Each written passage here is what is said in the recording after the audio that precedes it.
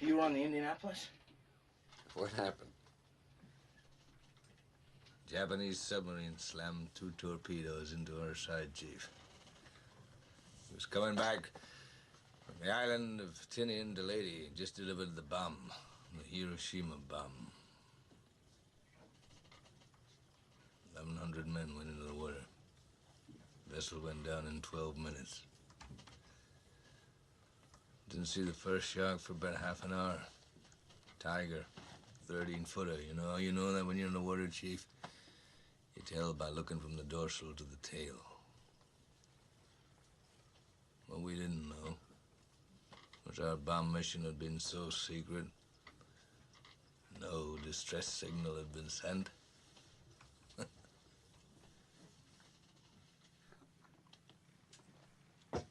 They didn't even list us overdue for a week. Very first light, Chief. Sharks come cruising. So we formed ourselves into tight groups.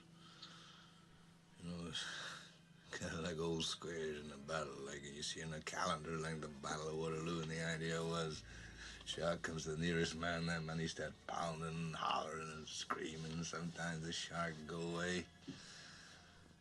Sometimes he wouldn't go away. Sometimes that shark, he looks right into you, right into your eyes.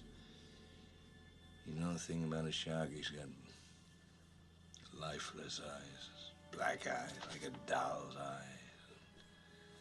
When he comes at you, he doesn't seem to be living until he bites you. And those black eyes roll over white, and then you hear that terrible high-pitched screaming. The ocean turns red, and in spite of all the pounding and the hollering, they all come in and they rip you to pieces.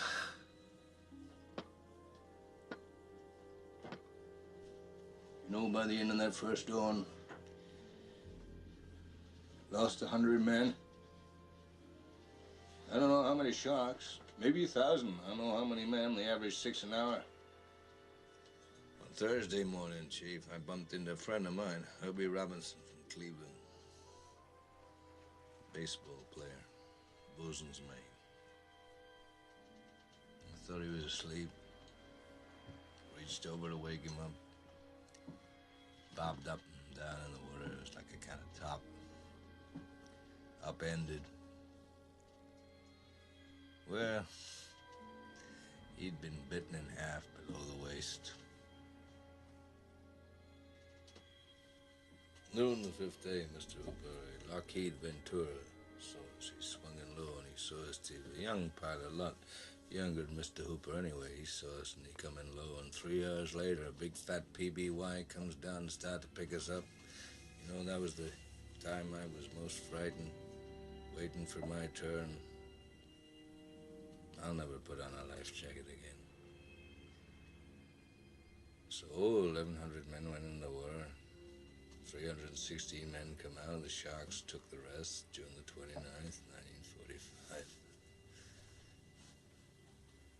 Anyway, we delivered the bomb. If tomorrow all the things were gone I'd worked for all my life, and I had to start again with just my children and my wife, I thank my lucky stars to be living here today, 'cause the flag still stands for freedom and they can't take that away. And I'm proud to be an American, where at least I know I'm free. And I won't forget the men who died, who gave that right to me. And I gladly stand up next to you and defend her still today, 'cause there ain't no doubt I love this land.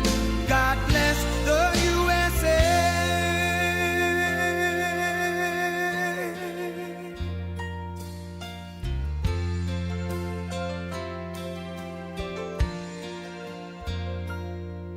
From the lakes of Minnesota to the hills of Tennessee, across across the plains of Texas, from sea to shining sea, from Detroit down to Houston, and New York to LA, where there's pride in every American heart, and it's time we stand and say